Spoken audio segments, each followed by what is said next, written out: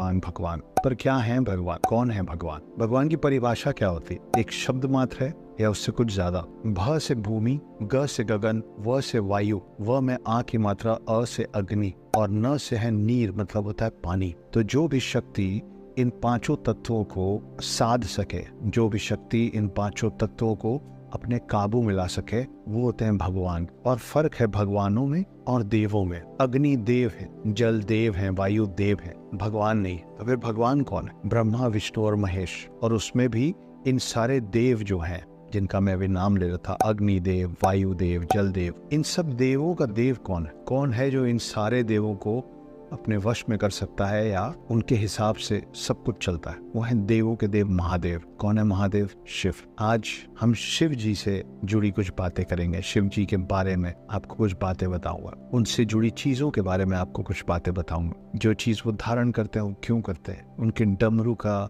औचित्य क्या है, वो वासुकी जो उनके साथ हमेशा उनके गले में होता है, कौन है वो, और कौन है शिव। इन सारी चीजों पे हम अभी बात करने वाले हैं। तो सबसे पहले बात करते हैं शिव जी के डमरू की। डमरू का शेप पता है? बो जैसा होता है। अगर आप उसको खड़े तौर पे रखेंगे तो डमरू का शेप होता है ये और फिर ये। क्यों है ये शेप और क्या औचित्य है इस डमरू का? क्या समझाने की कोशिश है शिव के हाथ में डमरू के माध्यम से? हर वो चीज जो शुरू होती है उसका अंत होता है, लेकिन बहुत ही कुछ ऐसी चीजें हैं जो शुरू तो होती है मगर उसका कोई अंत नहीं होता। वो है शिव, जिनकी ना कोई शुरुआत है, जिनका ना कोई प्रारंभ है, ना जिनका कोई अंत है। और जो डमरू है, जब वो खड़े तौर पे रखा होता है तो आप देखिए ऊपर ज्यादा होता है, नीचे आते आते खत्म हो जाता है, मगर वो अंत नहीं है उसका। वो खत्म होने के बाद फिर शुरू होता है और फिर नीचे तक जाता है। ये जो लगातार चीज चलती रहती है, जैसे कि हमारी धड़कन लयबद्ध है, यूं ही नहीं है। धड़कन में एक लय है, वो लय है वो डमरू की आवाज। हर वो चीज जिसमें जीवन है वो प्रतीक है उस डमरू का। तो हर वो चीज जो शुरू होती है वो खत्म होती है,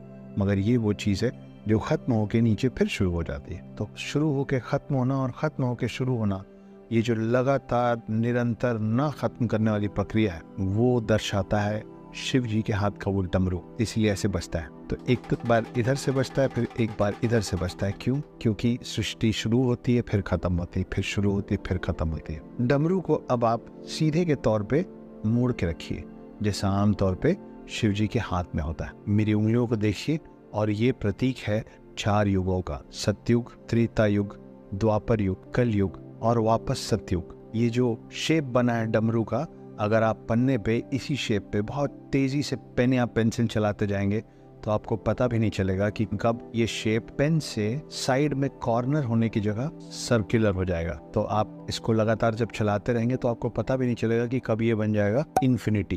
क्या होता है इन्फिनिटी? जिसका ना कोई प्रारंभ है ना कोई अंत है, जो कभी खत्म नहीं होता है, वो होता है इन्फिनिटी। डमरू भी वैसे ही इन्फिनिटी। तो ये 2 प्रतीक हैं, ये 2 औचित्य है कि शिव जी के हाथ में डमरू क्या दर्शाता है और हमको क्या समझाने की कोशिश करता है। डमरू ऊर्जा और ब्रह्मांड का भी प्रतीक है। जैसे कोई भी ऊर्जा पहले कहीं से ऊपर उठती है और उसके बाद फिर वापस ढह जाती, वैसे ही डमरू का शेप है। जैसे ब्रह्मांड लगातार फैल रहा है, डमरू के शेप पे भी आप देखिए ऊपर चौड़ा है, मतलब ऊर्जा ऊपर उठी, मगर ये जब ऊर्जा नीचे जाती है तो वो ढह के खत्म नहीं होती, वो नीचे से फिर फैलना शुरू करती है। जैसे कि ब्रह्मांड, जिसके लिए माना जाता है कि ब्रह्मांड लगातार फैलता ही जा रहा है, तो डमरू वैसे ही है कि आप ये समझ लीजिए कि बीच में एक शून्य है और दोनों तरफ ब्रह्मांड फैल रहा है। तो ये भी डमरू को देखने का एक नया तरीका हो सकता है। अब आ जाते हैं सर पे।